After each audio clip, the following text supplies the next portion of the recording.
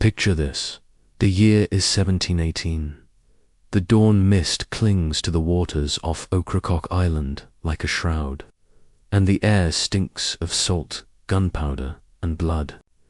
The most feared pirate in the Atlantic, Edward Teach, the world knows him as Blackbeard, has just fallen.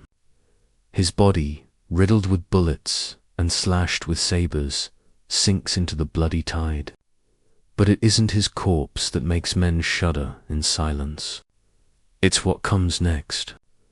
Lieutenant Robert Maynard, the King's man sent to put an end to the scourge of piracy, orders Blackbeard's head severed from his shoulders. Imagine the scene, his men, trembling, hacking through sinew and bone as the sun rises higher. The sound is wet and ugly.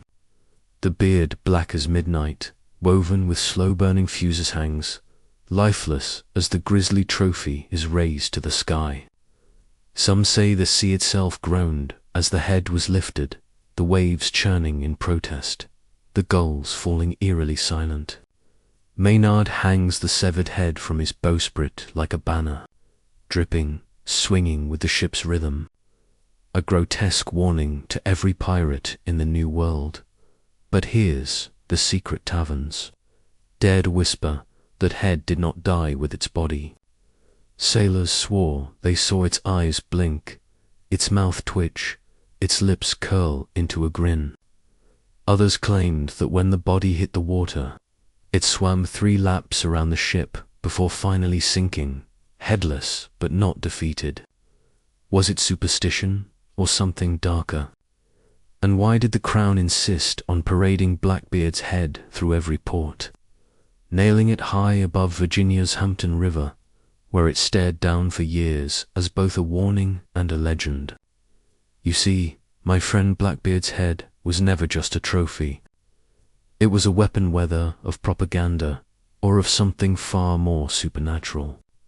Tonight, I'll tell you the forbidden story of how the hunt for Blackbeard's head began, how it ended, and how whispers of it still haunt the coast to this day. Because sometimes the dead do not stay dead, and that tale begins with betrayal on the open sea. The morning before, the battle dawned quiet, but there was nothing peaceful in it. The shoals of North Carolina were treacherous waters, twisting channels of sandbars and hidden currents, where ships ran aground as easily as they sailed. Blackbeard knew them like the lines of his palm, and it was here he had anchored his sloop, the Adventure, a lean vessel bristling with cannon and heavy with loot. His crew of hardened men lounged on deck, some drunk, some sharpening blades, others laughing as they recounted raids past. They believed themselves safe. After all, the governor of North Carolina had turned a blind eye to Blackbeard's plundering so long as the pirates shared his spoils. But safety, as every pirate knew, was the greatest illusion. Word had spread too fast, too far that Blackbeard was fat with treasure again, and in Williamsburg, Virginia, Governor Spotswood had grown tired of piracy's shadow choking his trade routes. He sent for Lieutenant Robert Maynard, a man as cold as the steel he carried, and gave him a mission that would cement his name in history. Bring me the head of Edward Teach. Maynard sailed south with 2 sloops, Ranger and Jane, their decks packed with soldiers and their holds brimming with muskets, powder and sabres. He knew Blackbeard's reputation tales of the pirate's demonic visage, his face wreathed in smoke from slow-burning fuses tied into his beard, his eyes blazing red as hellfire. He also knew that fear itself was Blackbeard's deadliest weapon. Maynard intended to strip that weapon from him, to show the world that even legends could bleed. But he did not come alone. Among his allies were men who once drank and feasted with Blackbeard, sailors who knew the pirate's habits, his coves, his tides. Some betrayed him for coin, others for pardons, others out of jealousy for his infamy. It was betrayal that guided Maynard through the shoals, that gave him knowledge of where the adventure lay anchored. Betrayal, as much as cannon shot, would be the doom of Edward Teach. On the deck of the Adventure, Blackbeard sensed the coming storm. He stood tall, his frame towering, his wild black beard tied with ribbons, his pistols slung across his chest in bandoliers, his cutlass gleaming in the dawn light. He had lived too long in violence to ignore the shift in the wind, the tension in his men's laughter, the faint echo of sails far beyond the shoals. "They'll come," he muttered, almost to himself. "The king won't suffer me to live forever. Best they send their wolves to hunt, for I've a mind to show them the bite of a lion." The first sails appeared at midday, pale triangles on the horizon. The crew grew restless, some muttering prayers, others reaching for rum. Blackbeard only grinned, his teeth flashing beneath the shadow of his beard. "Let them come," he said, his voice carrying like a drum. "We'll send their bones to the sea, and their captain's skull to hang from my mast." As the Virginian sloops crept closer, threading carefully through the sandbars, Blackbeard's men readied for battle. Cannon were loaded, cutlasses drawn, muskets primed. The air stank of powder and fear. Elias, a powder boy, barely 14, ran between the guns, wide-eyed but swift, clutching cartridges in trembling hands. He felt the weight of legend pressing down on him, the sense that this fight would not be like the others, that the sea itself waited to see who would feed it with blood, and then the trap was sprung.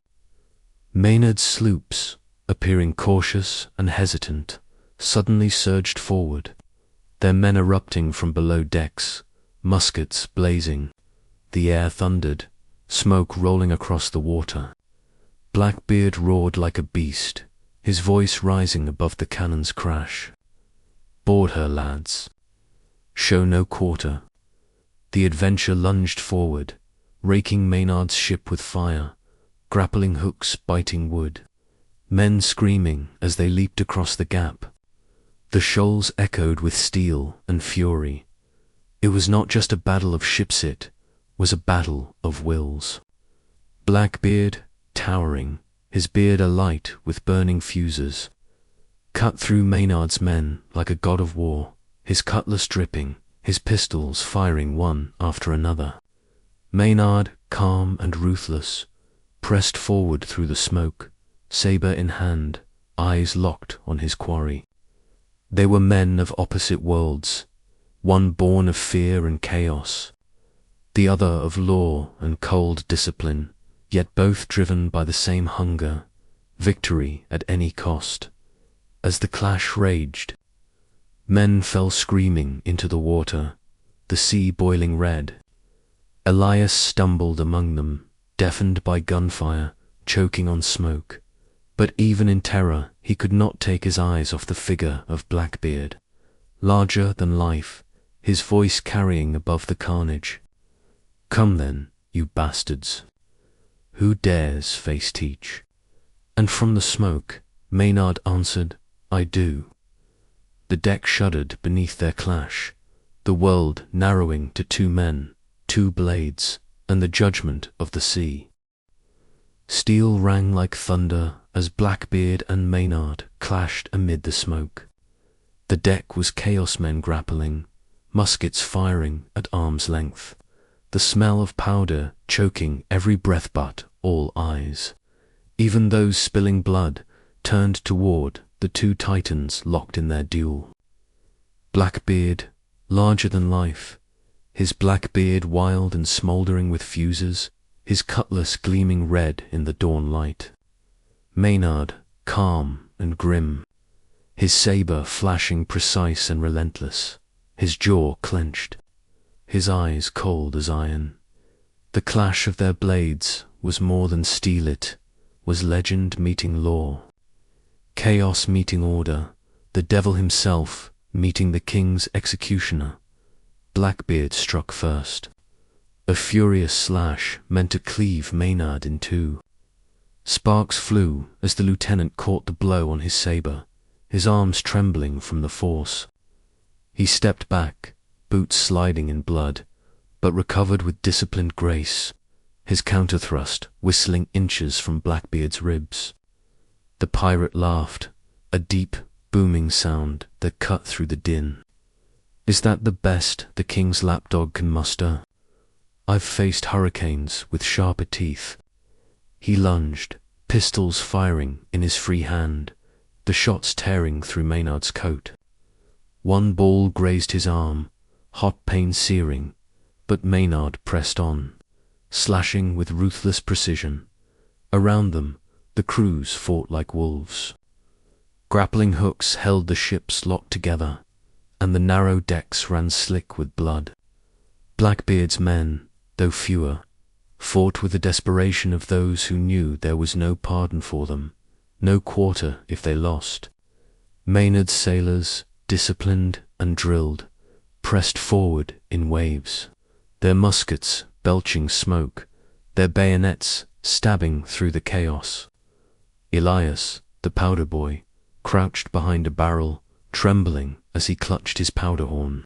He watched the duel with wide, horrified eyes, sensing that the fate of every man present would be decided not by musket volleys or cannon blasts, but by the clash of those two blades. Maynard struck again, his saber darting like a serpent, slashing Blackbeard's shoulder.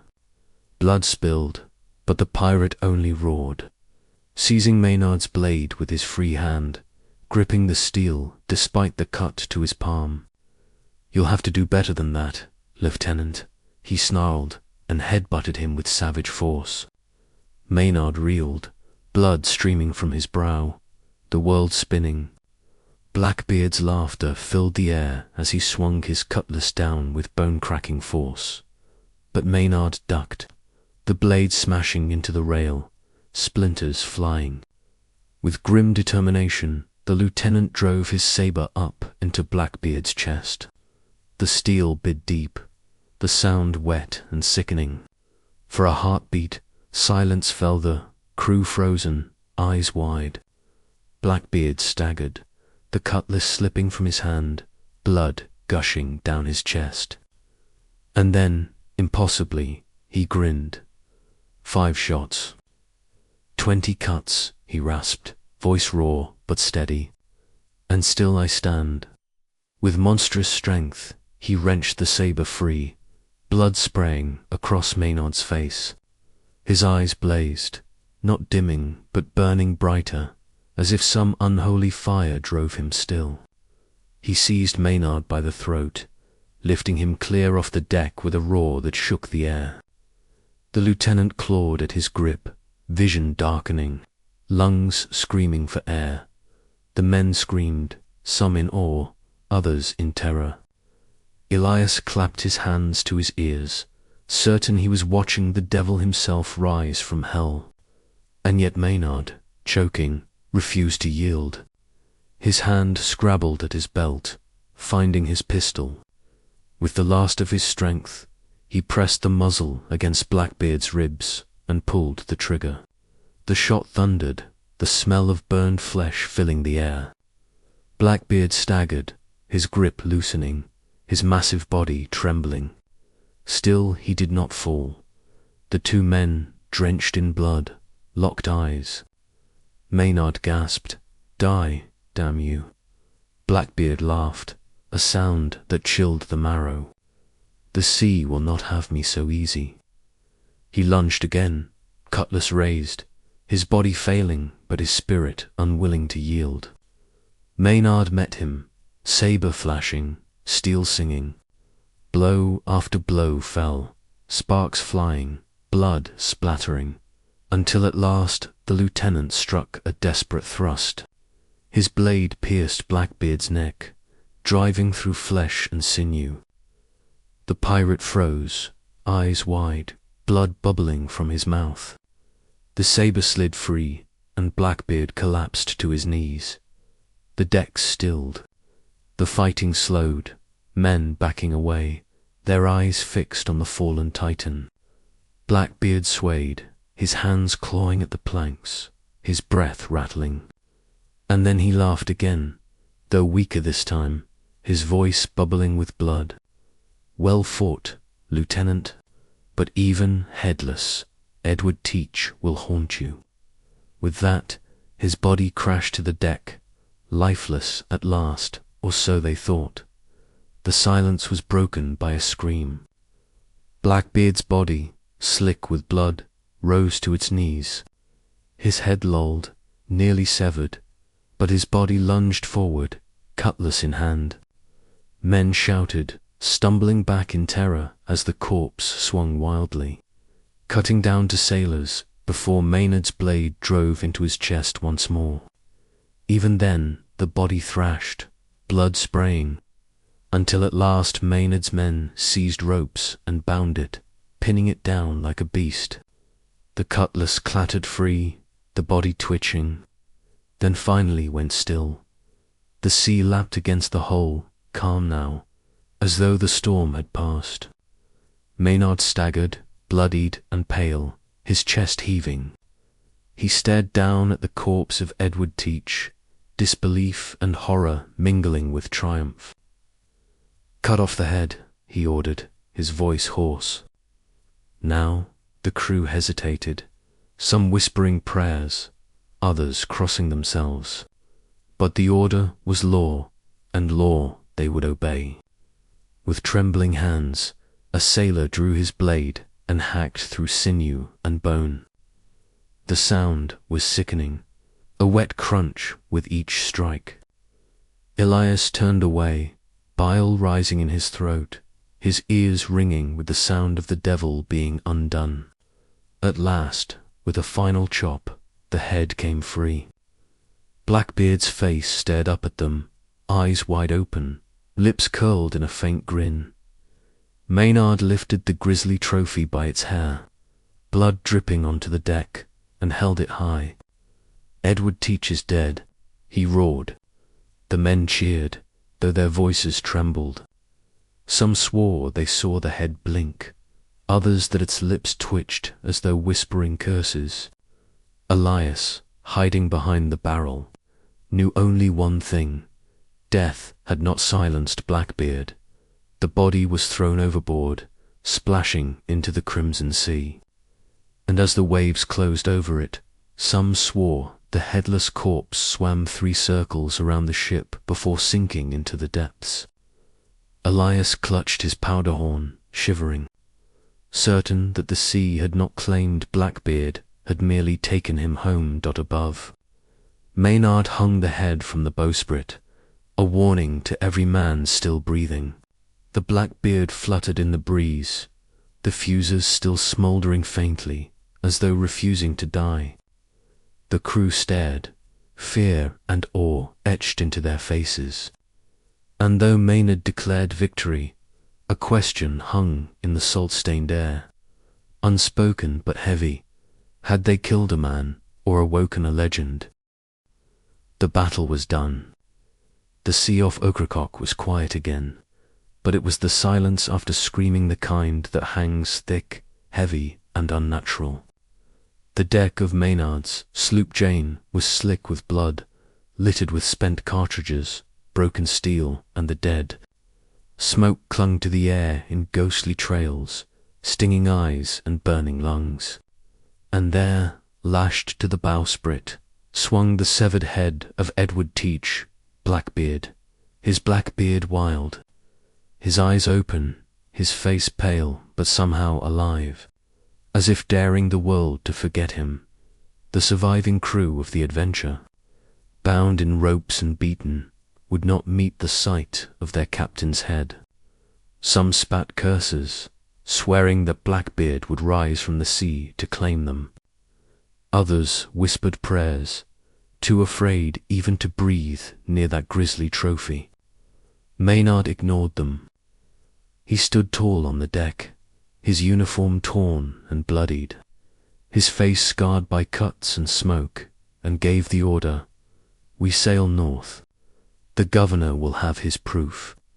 As the ship turned toward Virginia, the crew tried to steady themselves. They worked the sails, scrubbed the deck, cleaned the gun's butt. All the while, their eyes drifted back to that head. It swung with the ship's rhythm, dripping brine and blood, the beard trailing in the wind like a banner. Some men swore the eyes followed them. Others claimed the lips twitched into a grin when no one was looking. Elias, the powder boy, could not tear his eyes away. He huddled by the rail at night, staring at the black silhouette of that head against the stars, his young mind certain it was watching him, whispering to him in a voice only the sea could carry. The voyage north was haunted. On the first night, a gale struck sudden, violent, out of season. The ship pitched and groaned, the sails tearing, men scrambling in the rain. And through it all, the head swung wildly, its dead eyes glaring into the storm. "The sea mourns him," one sailor muttered, clutching his rosary. Another spat, "The sea doesn't mourn, it curses." When the gale passed by dawn, the men whispered that it had not been a storm at all, but Blackbeard's wrath by day. They tried to laugh, tried to drink away their fear, but the head remained, swaying at the prow. Flies gathered, even at sea, buzzing around the mouth and beard. Maynard ordered it doused with tar to preserve it, and the sight became worse. Still the blackened face gleamed in the sun. Frozen in a mask of defiance, the beard stiff, the eyes staring like glass. When the sailors passed rum between them, they toasted nervously, "To the devil we killed." But no one could keep their hands from shaking. Word of the trophy spread even before they reached Virginia. Other ships passing in the channels saw it first, the severed head of the terror of the seas, swinging from the bowsprit like a flag. Crews fell silent, staring, some crossing themselves, others whispering in awe. By the time Maynard's ship reached Hampton, word had flown ahead like a gale. Blackbeard is dead, and his head sails north. The crowd was waiting. Fishermen, merchants, soldiers, even children gathered along the docks, pressing forward to glimpse the monster who had haunted their nightmares. When they saw the head, cries rang out, some of triumph, some of horror. Mothers clutched their sons tighter, sailors spat in satisfaction, and yet a strange unease settled over them. For the head did not look defeated. It looked angry. Governor Spotswood greeted Maynard with pomp, praising him for his bravery, for ridding the seas of a scourge. "The people shall see what becomes of pirates," he declared, his voice booming. And so it was ordered. Blackbeard's head would be nailed high upon a post at the mouth of the Hampton River, a warning to every sailor, every vagabond, every child who dreamed of turning pirate. The head was mounted high, tarred black, glaring down at the waters. Day after day, men rode past, staring up at it. "That's him," they whispered. "The devil himself." Sailors spat in the water beneath it. Mothers pointed it out to their sons as a lesson. This is the fate of pirates. But at night, under the pale moon, whispers spread. Some swore the eyes still glowed faintly, that the mouth moved in the dark. Others claimed the tides shifted strangely at the river's mouth. Boats drifting against the current, pulled by some unseen force toward the head's gaze. Elias, now serving under Maynard in Virginia, could not escape it. Each time he passed the river, he looked up, and the head seemed to look back. He dreamed of it at night, dreams of blood and smoke, of a headless body swimming through black waters, circling ships like a shark. He woke in cold sweat, hearing the sound of chains dragging on wood. He began to wonder, had Maynard killed Blackbeard, or had he unleashed him? And then the disappearances began. At first, a fisherman vanished. His boat found adrift near the river's mouth, nets torn, oars gone. Then a soldier who had boasted too loudly at a tavern about spitting at Blackbeard's head was found floating face down, throat cut ear to ear. The townsfolk whispered that the pirate spirit was taking vengeance, one man at a time. Governor Spotswood dismissed it as nonsense, declaring the deaths were the work of smugglers. But in the taverns, men lowered their voices and swore otherwise. Some claimed to see Blackbeard's ghost pacing the shore at night, a towering shadow with fire in its beard, chains rattling at his belt.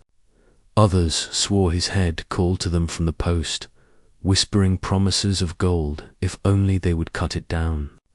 Elias avoided the river whenever he could, but one night, unable to sleep, he wandered too close. He saw the head in the moonlight, its tarred face gleaming, its lips curling faintly, and he swore on his very soul that it whispered his name. The next morning, Elias awoke with salt crusted on his skin, as if he had been drenched in sea spray.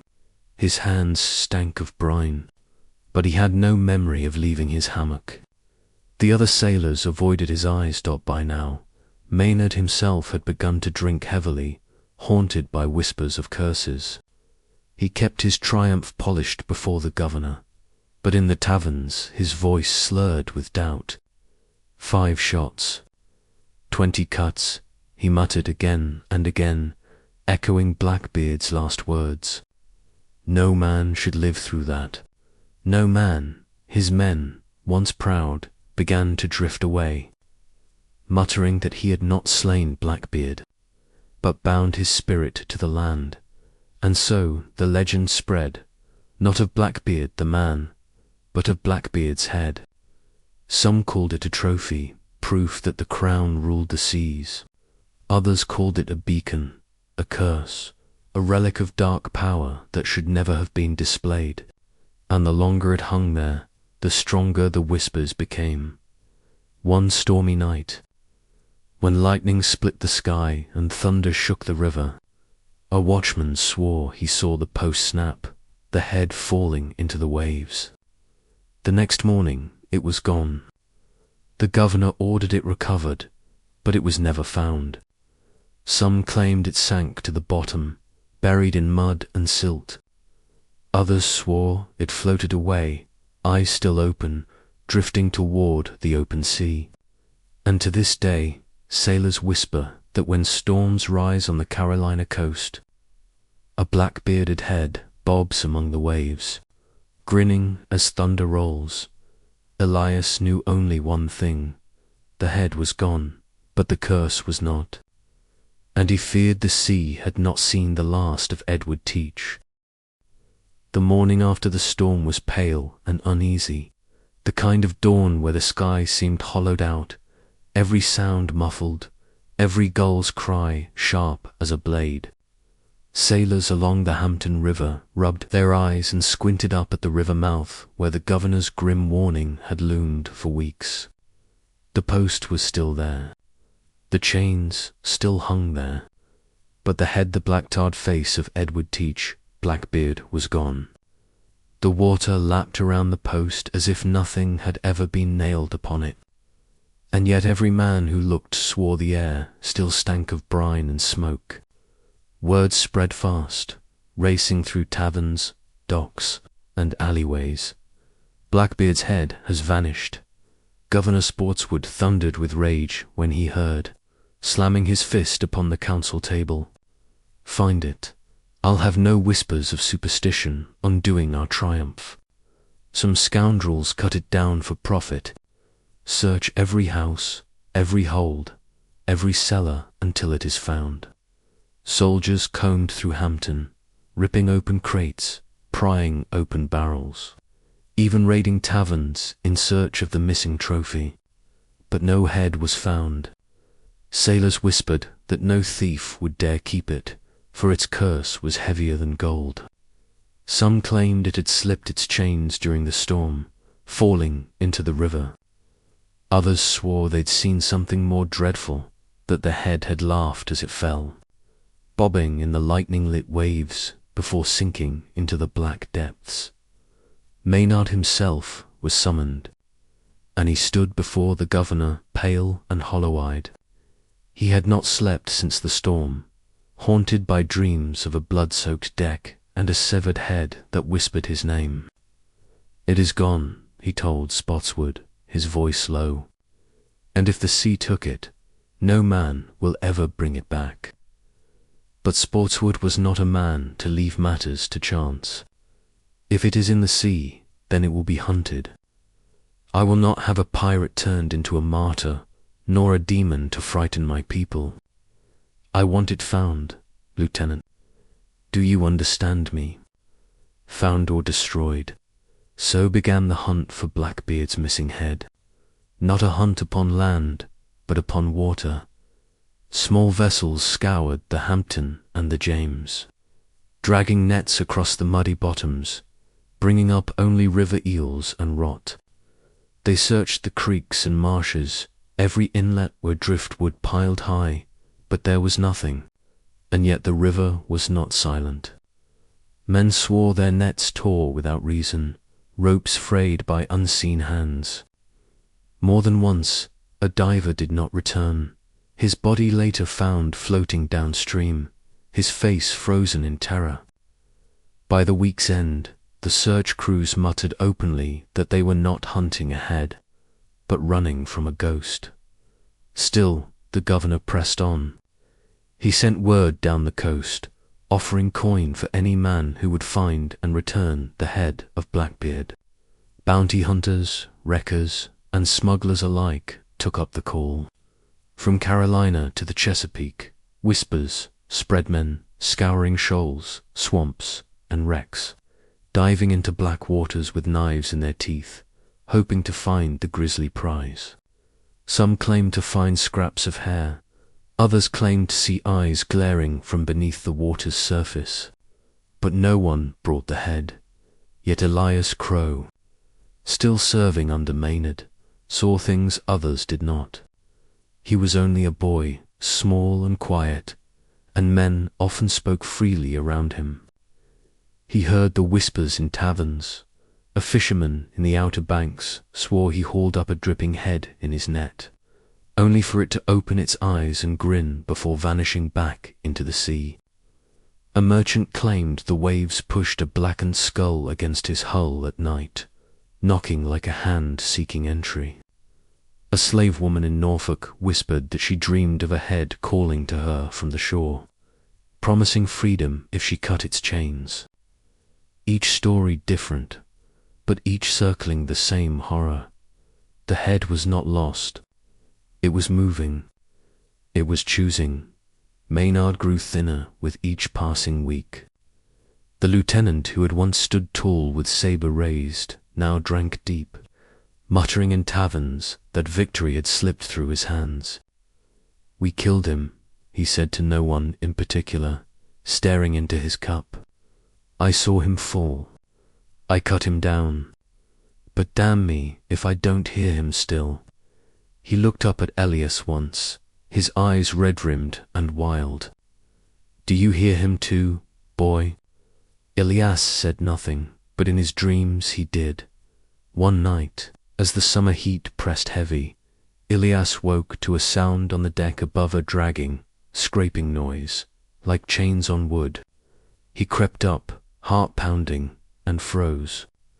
The bowsprit where Blackbeard's head had once hung was slick with water, dripping though no rain had fallen, and at the very tip, gleaming faintly in the moonlight, was a wet handprint.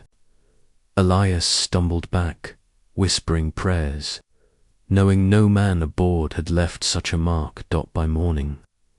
Rumors spread like fire.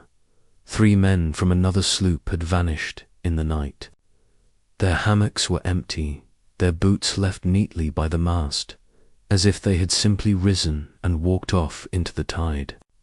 No splash was heard, no struggle seen, but their knives were missing, and when the sun rose, fresh cuts marked the post at the river mouth, as though a blade had hacked at it in fury.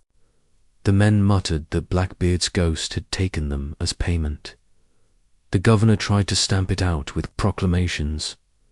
Teach is dead. His head is lost. Fear not the whispers of old women and drunkards. But even he grew uneasy. His sleep was troubled, his speeches shorter, his temper sharper. He dreamed of a head nailed above his own gates, its mouth cursing him until his house crumbled. The hunt for Blackbeard's head became more than a search. It became an obsession. Men claimed to see it in taverns, in dreams, in reflections on the river.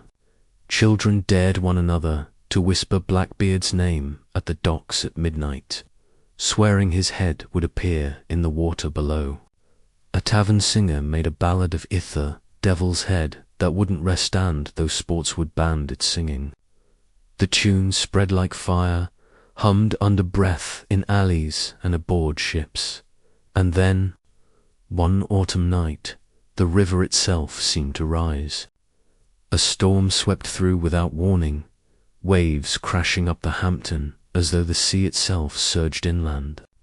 Lanterns blew out, ships tore free of their moorings, docks splintered like kindling.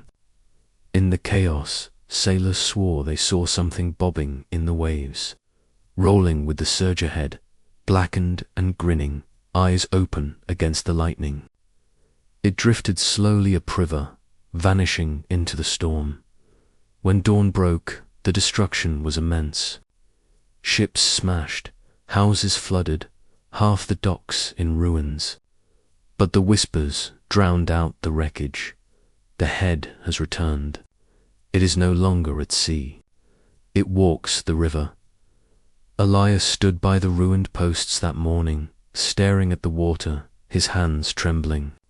He did not need the whispers to know the truth. He had dreamed it the night before, dreamed of Blackbeard's voice echoing in his skull. The sea is mine, boy, but the land is mine too now. Watch the rivers, for they run red in my name. Elias awoke to find salt crusting his lips, his hands stinking of tar. He shuddered, certain now that the head had not been stolen, not been lost, not even been hunted. It had chosen, and whatever it had chosen, Hampton would not survive it. The storm that had torn through Hampton was weeks past, yet its shadow lingered in every street and tavern, in every cracked dock post and sunken hull that jutted from the water like bones.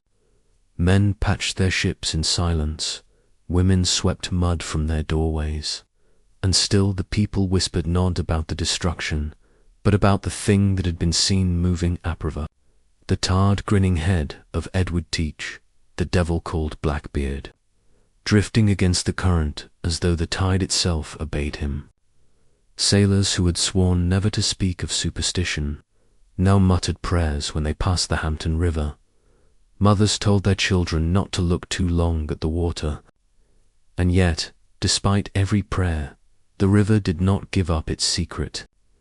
It seemed darker now, heavier, as if beneath its brown surface something vast and unseen stirred. Governor Sportswood tried to stamp the rumors out with decrees. He stood in the square, his voice harsh and commanding, declaring Blackbeard dead, buried in the sea, his head gone forever. But even as he spoke, men shifted uneasily. Behind his words, the smell of brine and tar seemed to hang in the air, carried upriver on the breeze. His proclamations became harder, harsher. Any man spreading tales of ghostly heads or curses shall be flogged. Yet the more he silenced tongues, the more the stories spread like spilled rum on a tavern floor. Robert Maynard did not attend those proclamations. The lieutenant, once hailed as a hero, had grown gaunt, his face sunken, his eyes shadowed. He no longer carried himself like a victor. He carried himself like a man haunted. Elias Crow, the boy who had survived Ocracoke, saw him often in taverns, slumped over cups of rum, muttering to himself. More than once Elias heard the same words whispered in his rasping voice. 5 shots, 20 cuts, and still he laughed. The boys stayed close, part fear, part fascination. He, too, dreamed of the head, of its eyes glowing in the dark, of whispers curling from its lips like smoke. He felt drawn to it, as if the sea itself had tied him to Blackbeard. The moment he first carried powder across that bloody deck, the disappearances grew bolder. No longer just lone fishermen or drunken soldiers, but whole watch posts along the river were found abandoned. Once, a ferry was discovered adrift, its passengers gone, lanterns still burning, the tiller swinging aimlessly.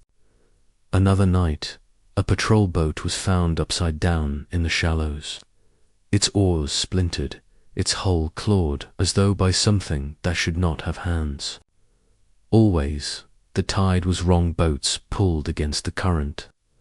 Logs drifting upriver, a thick scum of tar bubbling to the surface. And always, whispers said the same thing. The head moves in the river at night. One evening, Elias found Maynard staring from the docks, his face pale in the moonlight. "Do you hear it, boy?" the lieutenant asked. His voice was raw, almost pleading. Elias shook his head. Though he had dough, he had a voice like gravel and smoke, whispering from the water. "My kingdom is not done. My eyes are not closed. Fetch me, and I'll grant you more than gold." Maynard clenched his jaw, pointing to the black ripple of the river. "He's down there. I killed him. I know I did, but he stares at me still. Do you see? Do you see?" His hand trembled as he touched the hilt of his saber, as though afraid he'd need it again. Elias did not answer, for in the gleam of the river he thought he saw eyes to faint coals. Glowing beneath the surface, the governor's patience snapped. Sportswood called his council and declared a new order. Divers would be sent into the river, armed and chained, to dredge up what lay below. "We will not be ruled by children's tales," he barked. "We will drag this devil's skull from the mud and grind it to dust. No more whispers, no more fear." But the men pressed into service returned broken, if they returned at all. One diver surfaced screaming, his eyes white and unseeing, clawing at his own throat until he drowned in full daylight. Another came back with his hair gone white, muttering in a foreign tongue, never to speak again. A third never returned at all, only his rope cut clean rose through the murk. Still, the governor pressed harder. He offered coin for any man who could find the relic, and greed did what fear could not. Bounty hunters came, men with knives and harpoons, men who thought curses were only for fools.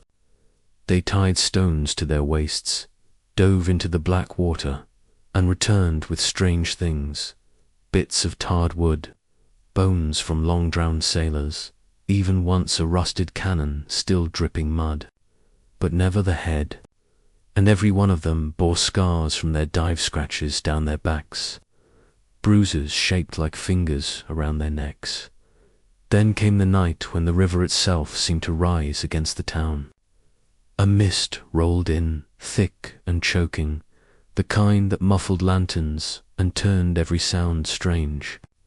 The watchmen swore they heard voices drifting from the water laughter, low and cruel, carrying over the tide. Elias, lying awake in his hammock, felt the boards creak as if someone walked the deck, though no one was there. He rose, barefoot, and crept out, and there, bobbing gently against the hull, he saw it, the head, blackened by tar, beard still trailing, eyes wide open. It grinned up at him, teeth yellow and sharp. His heart froze.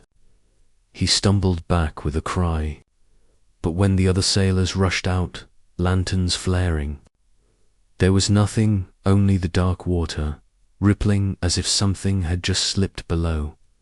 The men cursed him, called him mad, but Elias knew what he had seen. And worse, he knew it had spoken to him, though his lips dared not repeat it. "You are mine now, boy. You carried my powder, you carried my fire. You'll carry me still, by morning." The taverns boiled with rumor. More men had seen it. A soldier claimed it floated beside his patrol boat all night, grinning as they rowed, never sinking. A dockhand swore he saw it roll ashore and vanish into the marsh grass. And one old woman muttered, "He's not gone. His head is choosing its crew." Sportswood raged, ordering guards doubled, patrols sent daily. But his words rang hollow. Fear had taken root, and fear grows like rot. Elias noticed it in the way men avoided the water after dusk, the way even Maynard flinched at the sound of chains dragging across a dock. Something had shifted. The head was no longer just a warning. It was a presence, a shadow on every current dot. And then came the night the river ran red. A merchant ship from Charleston, heavy with rum and sugar, docked at Hampton. Its crew drank and sang deep into the night. But when dawn broke, the ship was silent. Not a soul stirred on deck. A patrol boarded and found a hold ankle-deep in blood, every man missing, their weapons left where they fell. Only one thing was left behind, a smear of tar across the captain's chair, and a single black hair tangled there. The townsfolk panicked. If the head had haunted rivers, now it stalked ships to dot. Governor Sportswood demanded the ship be burned, the dock cleansed with fire. But fire could not burn whispers, and whispers grew. Some said Blackbeard's head wanted a body again. Some said it had already found one. Others swore the head had no need of flesh, that it drifted through water, commanding it like a king commands his court. Elias lay awake each night, hearing waves slap the hull in unnatural rhythm, like the sound of a heartbeat. And always, always, he felt those eyes watching. Robert Maynard broke at last. One night, he burst into the governor's hall, ragged and stinking of rum, his saber drawn. "You think you killed him with chains and tar?" he shouted. "You think you made a trophy? You've made a curse, you fools. You've bound us all to him.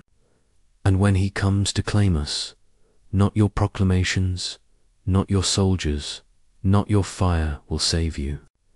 Guards dragged him out, but his words struck deeper than any order. Men began deserting, fleeing Hampton for inland towns, away from the water. But no matter how far they ran, the sea was never far enough. Elias lingered, trapped between fear and fascination. He felt the pull of the whispers stronger each day, like a tide drawing him into deeper waters. One night, he wandered to the river's mouth, staring into the moonlit current. And there it was, again the head, drifting, eyes open, beard floating like seaweed. It grinned up at him, and this time the words were clear as thunder in his skull. "Bring me ashore, boy. Bring me ashore, and I'll make you my heir." Elias trembled, torn between terror and temptation.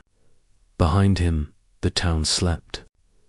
Before him, the river rippled, black and endless. He took one step forward, his bare feet sinking into the mud. And in that moment, something moved beneath the serpentines, long and gleaming, coiling like serpents around the post where once the head had hung. They rattled, loud enough to wake the dead. Elias stumbled back, heart hammering, knowing that if he stepped closer, he might never return. The head sank, slowly, deliberately, its grin never fading, until only bubbles broke the surface. Elias stood frozen, his breath shallow, his hands trembling. The chains still rattled, though no wind stirred, and in that silence he knew one truth: the head of Edward Teach was no longer a warning nailed on a post. It was hunting. Autumn deepened, and with it the fear in Hampton grew thick as smoke.